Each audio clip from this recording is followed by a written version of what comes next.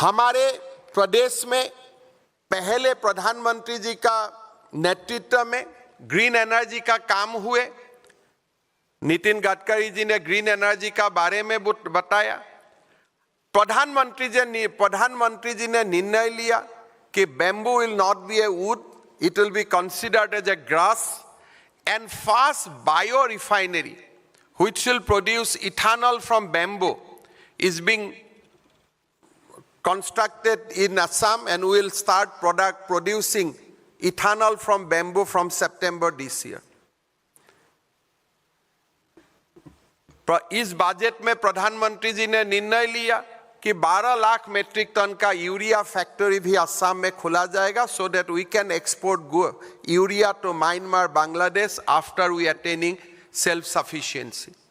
किस लिए? Act East has to be Act East, and we are becoming a major economic power today.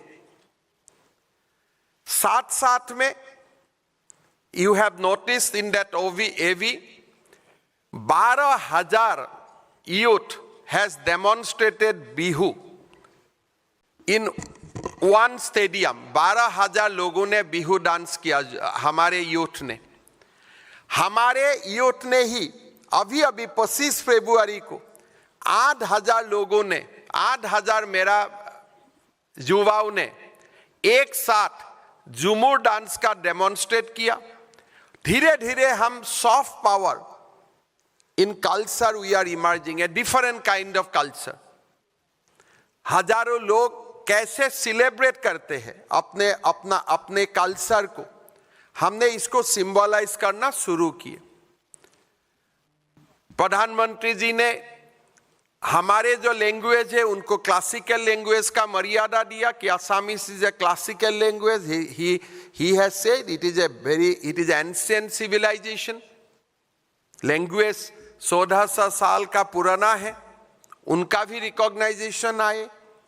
और today I can इतना तो मैं बोल ही सकता हूं कि he has ensured A level playing field for us. यहां से आगे बढ़ना हमारा काम है। आज 10 साल में वो असम को इतना लेवल में आके खड़ा कर दिया कि now you compete with the rest of India. मेरा बोलने का जो मकसद है, हमारे जो लिमिटलेस इंडिया है, it should include all the states, all the districts of India. It should not concentrated in one part of India.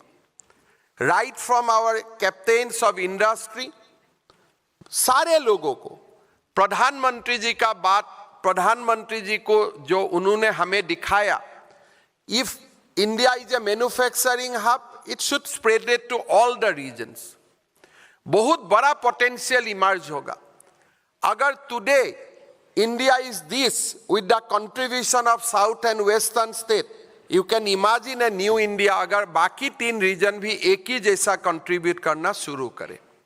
If Bihar start contributing positively to the nation's GDP, if West Bengal, Assam start contributing positively to the nation's GDP, if state like UP start contributing equally with that of Gujarat and Tamil Nadu, ये भारत 2047 सन में नहीं, उसका बहुत पहले ही महाशक्ति बन जाएगा। We have to unleash the power of every Indian. Once we start movement in that way, I am just presented you a case study of Assam. Today Assam is a case study. प्रधानमंत्री जी ने हमें साहस दिया, we can turn out to be a developed state now, and from here onwards we do not need a different kind of treatment. अभी advantage Assam 2.5 हमारे 2.0 हुए थे। The primary theme of my speech was कि I don't want to be a dependent state from now onwards, I want to be a contributory state. अगर हर state Bharat का विकास के लिए contribution start करे, हमारा देश कैसे चमकना शुरू करेगा। Even if you see at the cricket ground, Dhoni has emerged from Ranchi.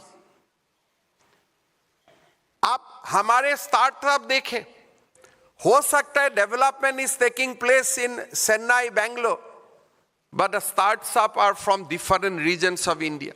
गांव से आए हैं लोग। ओलंपिक ने जो प्राइज ले रहा है, they are not from the richest part of this country, they are coming from every parts of this country. एक बार हमें पूरा भारतवर्ष में if we unleash the hidden power जो छुपा हुआ है, उनको अगर अनलिस्ट करना हम शुरू कर देते हैं, if we address the question of regional imbalances। आज मैं नहीं बोल रहा हूं कि असम को कुछ चाहिए। I think now Assam will not ask for special treatment because I have completed that journey and with a proud Assamese I am speaking to you कि हमें आज level playing field हो गया हमारे लिए। PM has done enough for us, Government of India has done enough for us। यहाँ से हम will compete because now we can compete। But if you today ask many other states of India to compete with Gujarat and Tamil Nadu, probably that may not be the best things to do. In this platform, my humble request will be to the Indian industry, Indian academia, let us celebrate. Bharat में बहुत कुछ हो रहा है, we should celebrate, but we should also try to see that our area of influence is extended. हर कोने में, हर गांव में ये मूवमेंट एक्सपांड हो। If you look at the some initiative of prime minister, लोग बोलते हैं, बहुत सारे लोग कभी कभी प्रधानमंत्री जी का जो भी काम कर रहे हैं उसमें क्वेश्चन भी उठाते हैं, लेकिन what PM has done, he created a model called saturation. Bharat का हर गांव में इलेक्ट्रिसिटी होना चाहिए because that address the question of regional imbalance. हर गांव में सड़क होना चाहिए।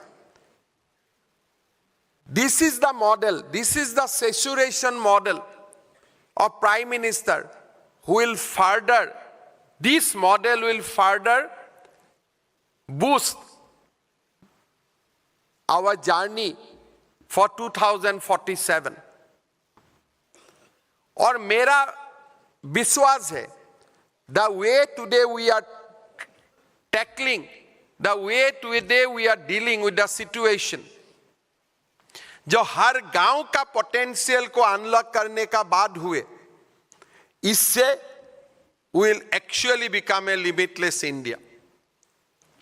किसी ने नहीं सोचे थे कि इन बॉर्डर्स ऑल्सो टैलेंट लाइज। प्रधानमंत्री जी ने बोले कि हमारे बॉर्डर को, ये don't say they are the last village of our country, you tell them, you declare them they are the first village of our country.